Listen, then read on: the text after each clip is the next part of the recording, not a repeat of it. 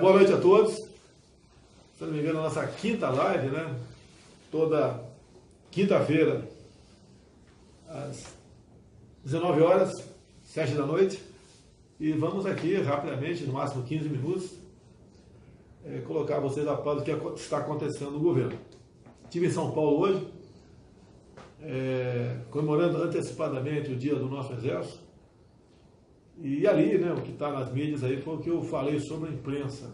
A imprensa é importante, ninguém duvida disso. As mídias sociais também são importantes. E eu falei para a imprensa ali, né, que pese alguns percalços entre nós, nós devemos nos entender para que a chama da democracia não se apague. Ou melhor, a imprensa funcionando, mesmo alguns percalços, ela é importante para que seja mantida a chama da democracia. É aquela velha história, né? É aquela velha história.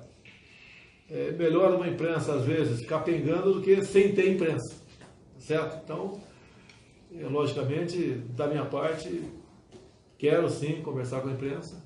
E a gente diz, né, que o que é importante para o outro lado, pro lado de lá, é que temos boas imagens, boas escritas nos jornais, bons áudios, bons vídeos, verdadeiros acima de tudo, que nós podemos juntos, né, botar o Brasil no local que ele merece agindo dessa maneira. Então, a imprensa brasileira, estamos juntos aí, mas tenho certeza que esse namoro, esse braço estendido aqui, estará sempre à disposição de vocês. Um abraço a todos aí e felicidades. Parece que foi revogado o próprio ministro Alexandre Moraes, né, revogou aquela ação dele aquele inquérito, né, que foi aberto para investigar as pessoas que porventura estivessem fazendo fake news, e também aquela matéria na revista Cruzoé sobre o presidente do Supremo. Se for verdade isso, parece que é verdade. Parabéns aí ao Alexandre Moraes. Vamos lá, uma matéria que agitou muito a imprensa aí essa semana, a questão do passaporte diplomático. Levei pancada até não querer mais, né? E citava ali da Igreja Universal do Reino de Deus, Uridim Macedo e esposa. Realmente eu renovei sim, autorizei, né, para que o Itamaraty renovasse o passaporte diplomático para o Uridim Macedo e sua esposa. Apanhei até não querer mais. Agora deixa bem claro, foi concedido inicialmente o passaporte para ele lá no governo Lula, lá atrás. Foi renovado no governo Lula de novo, e depois no Dilma, daí, expirando o prazo do meu governo, nós autorizamos a renovação e será mantida, do que depender de mim, a renovação desse passaporte para ele e a sua esposa. E ponto final. Eu entendo, né, que está enquadrado nas normas de Itamaraty as exceções, e a exceção é muito bem-vinda nesse caso em si. Teve uma liminar pedindo para cancelar isso aí. Logicamente haverá recurso por parte do interessado, com toda certeza, e vai ganhar essa ação. É demagogia pura e simples. Agora, deixar bem claro, quem mais recebeu o passaporte diplomático no meio dos cristãos, dos evangélicos, seja o que for, tá certo? Recebeu também da Igreja Internacional da Graça de Deus, 2 pessoas receberam, não vou citar o nome aqui que não é o caso, 2 pessoas, geralmente quando 2 o marido e esposa. A Assembleia de Deus também recebeu 2, começou no governo Dilma, né? A Igreja Mundial do Poder de Deus também recebeu no governo Dilma, e da minha parte será renovado também, havendo o requerimento nesse sentido. E também a Igreja Católica, né, recebeu 3 passaportes diplomáticos. Você pode ver que o número é reduzido, não é uma festa isso aí, é para quem realmente precisa, para quem viaja o mundo todo, porque tem certos benefícios que ajudam na vida deles a andar pelo mundo. Evita fila de aeroportos, muitas vezes, facilita o despacho de bagagens, e em alguns países é dispensado o visto. Está explicado? Então, visto de Macedo, esposa, continua com o visto aqui. Outro assunto rápido aqui. O meu filho Eduardo está na Hungria. Foi recebido por Viktor Orbán, premier, e tratando de vários assuntos. Entre eles, né, como é que um país que tinha uma economia fechada partiu para uma economia aberta. Então está fazendo o papel dele como presidente da Comissão de Relações Exteriores e Defesa Nacional. Continua, né, não é de agora, viajando pelo mundo, ele gosta de fazer isso aí. E boa sorte a ele, tenho certeza que bons frutos colheremos também dessa viagem à Hungria. Eu pretendo sim viajar para aquela região aí no segundo semestre, Hungria, Polônia, né, para a gente aprofundar nossos laços de amizade, bem como, obviamente, comerciais. Vamos lá. Notícia da imprensa ainda. Queda de 25% dos assassinatos do Brasil nos 2 primeiros meses desse ano, levando em conta os 2 meses do ano passado. Bem, causa disso, eu não vou falar aqui que pode me questionar. Eu não sou comentarista, eu não sou jornalista, né? Então os números falam por si. Tive uma live essa semana que está chegando a 2 milhões de alcance, né, só na minha página, que falamos sobre lideranças indígenas, o que eles querem. Deixo bem claro que em 92, eu, deputado recém-eleito, trabalhei contra a forma como foi demarcada a reserva Yanomami, uma área 2 vezes o tamanho do estado do Rio de Janeiro, para aproximadamente 9 mil índios. É um pequeno espaço de terra, né, se é que pode chamar pequeno, 2 vezes o tamanho do Rio de Janeiro, 2 vezes o tamanho do estado de Israel, onde você encontra no subsolo ali toda uma tabela periódica, uma área riquíssima, e fica conflagrada por questão indigenista e questão ambiental. Estamos buscando solução para isso. Por quê? Os índios querem se integrar à sociedade. Os índios querem deixar de ser escravizados por ONGs e por alguns, uma minoria de políticos e espertalhões aqui no Brasil. Eu abri as portas, contar direto comigo. O que eu puder fazer por decreto, farei. Não sendo possível, manda um projeto de lei para a Câmara dos Deputados ou manda uma proposta de emenda à Constituição. O que é quase um consenso já entre nós, que é aquela historinha que a esquerda sempre pregava, né? Que o índio tem que viver como se fosse um ser pré-histórico dentro da sua reserva, não cola mais. Bato contra isso desde 92, quando o governo Collor começou essa verdadeira indústria das demarcações de terras indígenas. Vale lembrar que no final do governo Sarney, o ministro do Exército era o senhor Leônidas Pires Gonçalves, e a política de demarcação de terras indígenas em vigor naquela época era por ilhas.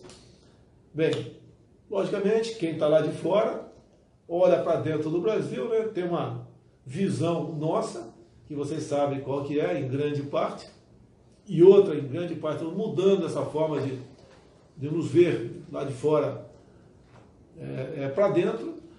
E no primeiro momento, obviamente, começou a demarcar grande quantidade de terras indígenas. Qual o objetivo? Como a ONU vem trabalhando há algum tempo, pela autodeterminação dos povos indígenas, tornar essas grandes áreas novos países. Bem, em sendo novos países, eles vão fazer relações comerciais com esse país. E, obviamente, a questão mineral está em primeiro lugar. Estamos mudando isso aí, eu acho que conseguimos o ponto de inflexão para tudo isso. Não podemos nos curvar a alguns países, né, mais desenvolvidos do que nós queremos destruir a Amazônia. Não, nós queremos garantir, mostrar que a Amazônia é nossa e aquelas riquezas que existem lá, não só minerais, como biodiversidade, elas sejam exploradas de forma racional para o bem-estar dos nossos povos e, em especial, para os povos indígenas. Essa foi a intenção da live, tanto quanto grande, quase 1 hora, né, mas deu uma repercussão muito boa. E as lideranças indígenas, cada um colocou ali o seu posicionamento, como os palecias em Mato Grosso, que plantam soja, entre outras coisas, que foram multados pelo IBAMA em 120 milhões de reais. Já sabe o que a gente vai fazer com essa multa, né? O pessoal do IBAMA, alguns teimam, porque a gente não pode mudar todo mundo, é concursado, e quem tem essa filosofia, esse método de trabalhar, não vai fazer parte do nosso governo. Agora, é um órgão, IBAMA, muito mais aparelhado que o próprio Ministério da Educação. E nós estamos mudando gente, nova filosofia, o fiscal, ele tem que ser...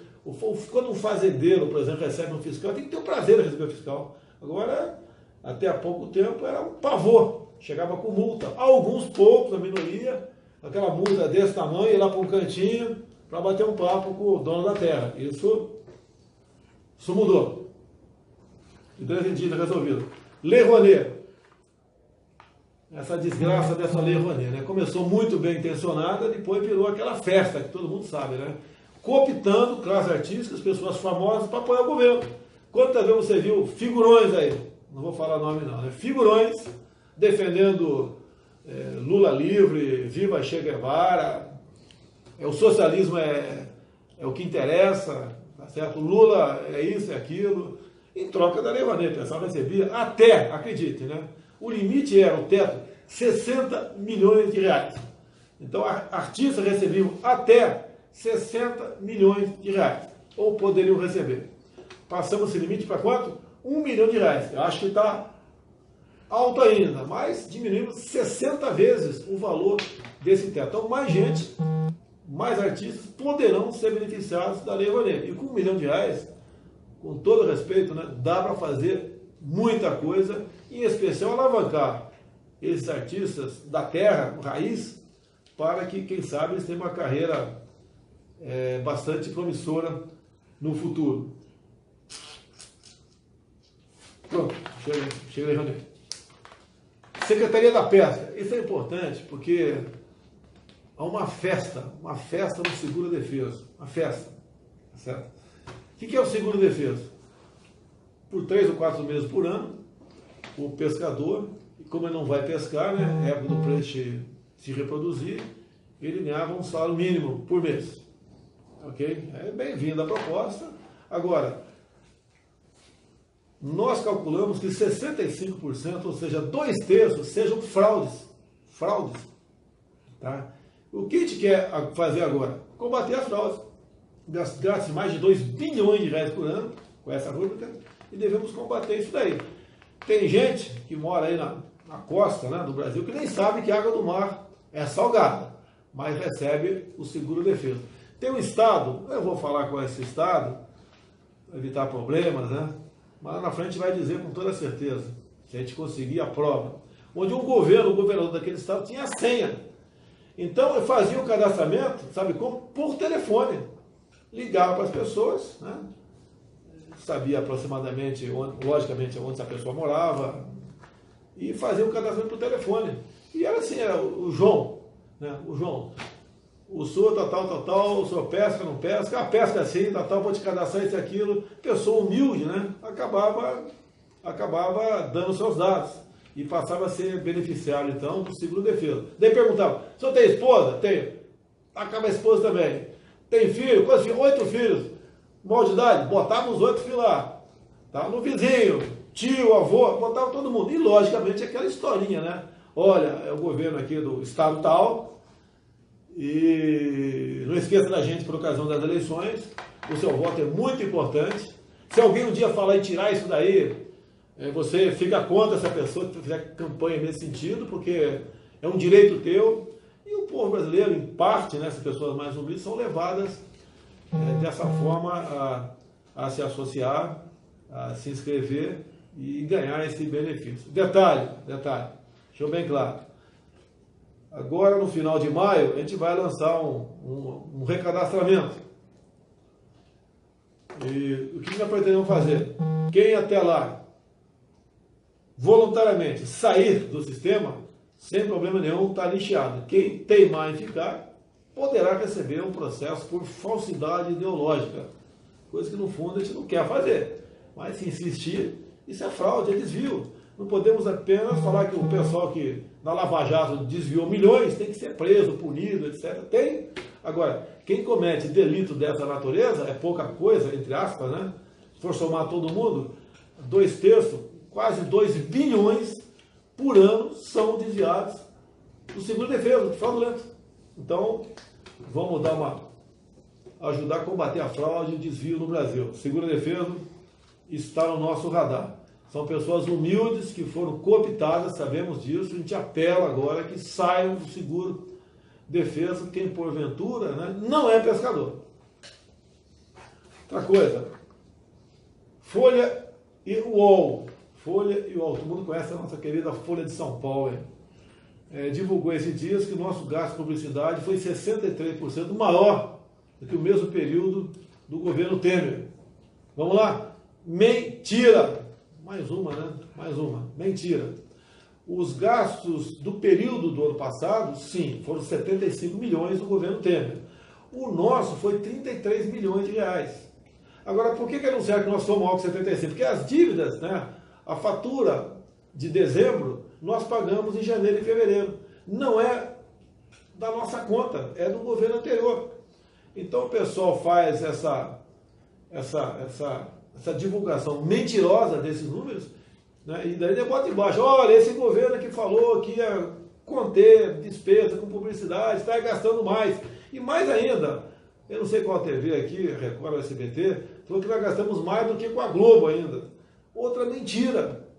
Tá, okay? A gente não quer perseguir ninguém. Em havendo necessidade de gastar com a mídia tradicional, vai ser gasto, que na mídia social a gente não consegue atingir todo mundo, tem o seu valor muito importante aí, a mídia tradicional, nós vamos usar. Agora, vamos usar o critério técnico, tá certo? Não vai ser mais aquela televisão conseguindo 85% da propaganda, os demais 15%. Não, vai ser técnico o negócio.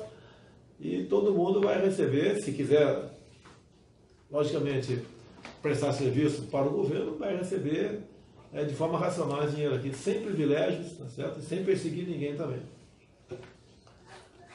Liberdade de imprensa, já falei liberdade de imprensa? Em São Paulo, falei. Outra coisa, conversando com o Sérgio Moro e com o Paulo Guedes, nós temos aí muitos concursados aprovados para a Polícia Federal e nós conseguimos então 1.000 vagas que fossem efetivadas em 2 grandes grupos, né? 500 e 500 ou 600 e 400, por aí, mais ou menos aí. Então, a nossa Polícia Federal, até num prazo daqui 1 ano e meio no máximo, vai ter em seus quadros mais 1.000 profissionais para exatamente continuar ajudando, né, no combate à corrupção, à fraude, a desvios. E o quadro da PF está bastante reduzido. Um esforço do governo, demos sinal verde, para que esses 1.000 concursados, então, venham a ser aproveitados aqui pela Polícia Federal. Outro lado importante aqui, invasão de terra, meus amigos do MST. Né? No primeiro trimestre do ano passado, foram 43 invasões de terra. No primeiro trimestre desse ano, apenas uma invasão de terra. Estou achando que foi muito, tem que ser zero, vai buscar um zero tocante a isso aí. Continuamos, nós estamos aqui ultimando um projeto, não é só ultimar um projeto, tem que conversar com parlamentares, não é, um presidente não pode impor a sua vontade para que nós criminalizemos de fato, né, as invasões de terra. O que depender de mim será tipificado como terrorismo. Tá? Agora, um outro projeto de lei também, o pessoal cobra de mim, né? O cara não apresentou ainda, promessa de campanha. Mas nós temos que trabalhar para chegar um projeto na Câmara de modo que tenha a menor reação possível. Os parlamentares lá, na Câmara, 503 deputados, Senado 81, ali cada um tem sua opinião, mesmo o próprio partido, cada um tem sua opinião. E nós devemos fazer com que, uma vez que chegando lá, sofra o mínimo de interferência possível dos parlamentares, e que é mais importante que seja aprovado. O que eu quero, né, depender de mim? Se eu não me engano, foi aprovado na Itália um projeto semelhante, né? Ou melhor, já é lei na Itália, recentemente, é algo nesse sentido. Lá na Itália o que acontece? Invasão de domicílio, né? Ou de propriedade outra privada, uma fazenda, uma chácara, o proprietário pode se defender atirando. E se o outro lado resolver morrer, é problema dele. Tá? A propriedade privada é sagrada. Na Itália é sagrada, no Brasil tem que ser sagrada também.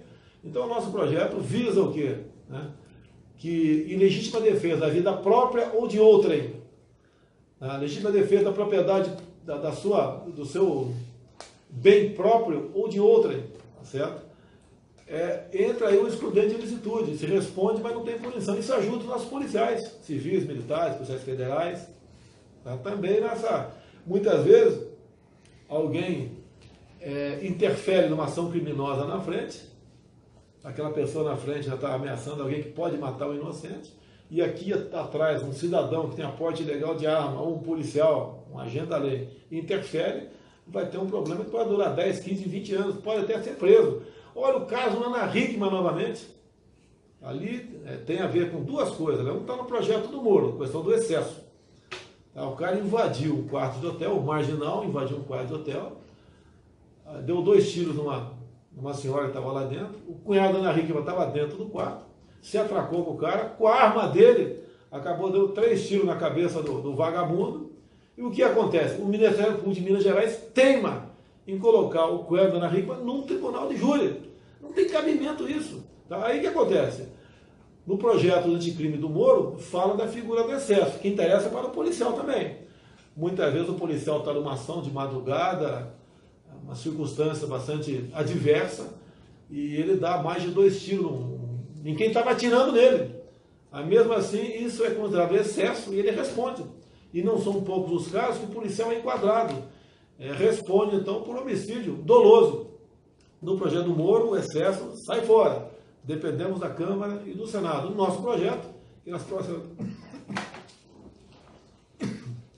semanas vai chegar à Câmara, a gente visa, então, a defesa da vida e do patrimônio próprio e de terceiro. Pode ter certeza que a violência, que caiu 25% agora no primeiro trimestre, vai cair muito mais nesse sentido, porque o vagabundo fica preocupado, ele sabe que hoje em dia ele comete o teu crime, primeiro, dificilmente alguém está armado perto dele. E outro, se tiver, ele vai pensar em reagir porque a batata quente, né, fica no colo da pessoa de bem. Em falando de armas, né, estamos ultimando o decreto dos CACs, né, colecionador, atirador e caçador. Teremos novidades. Que não é novidade, é o que vocês querem, que vocês merecem. Não pode um decreto, né, simplesmente tolher uma lei. Não pode, pô, não pode fazer isso aí. Obrigado. Então o que a gente pretende é realmente tratar os colecionadores, atiradores e caçadores com o devido respeito que eles merecem. E vamos ter surpresa, já está acertado com o Ministério da Defesa, nesse novo decreto dos CACs, para os praças com estabilidade assegurada nas Forças Armadas. Nós sabemos que hoje em dia um praça ou oficial, né, da Polícia Militar, no Rio de Janeiro, por exemplo, que eu conheço, tem o porte assegurado, 24 horas por dia, e também quando vai para a reserva, e estamos trazendo isso para nossas Forças Armadas aí. O nosso praça, com estabilidade assegurada, depois de 10 anos de serviço, passa a ter o seu porte garantido. Afinal de contas, se um praça com 10 anos de serviço não puder portar uma arma, ele tem que sair do Exército, da Marinha e da Aeronáutica. É muito simples o negócio. É muito simples. E teve a aceitação da defesa, porque tudo a gente conversa, discute, né? Porque não pode tomar medidas sozinho, né? Tomada de forma unilateral, não funciona. Então, com o ministro da Defesa, temos tratado esse assunto e está praticamente garantido nesse decreto o porte para a praça das Forças Armadas. Obviamente, quem porventura for fazer uma segurança particular vai ter problema, deixa bem avisado, é o porte para ele, tá? Para ele usar em deslocamento, ele está agora na Semana Santa, está viajando, né?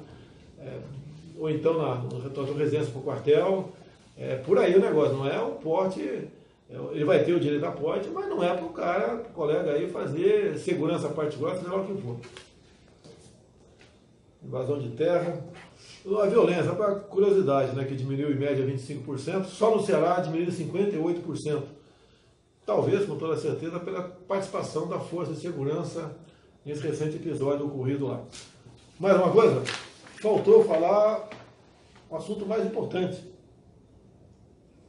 A dona Renata do meu lado aqui. Você acha que esquecer de você? Jamais, jamais, tá? Renata, intérprete de línguas, muito obrigado pela forma voluntária como você compareceu aqui. Estamos no interior de São Paulo, né? Ninguém sabe onde é.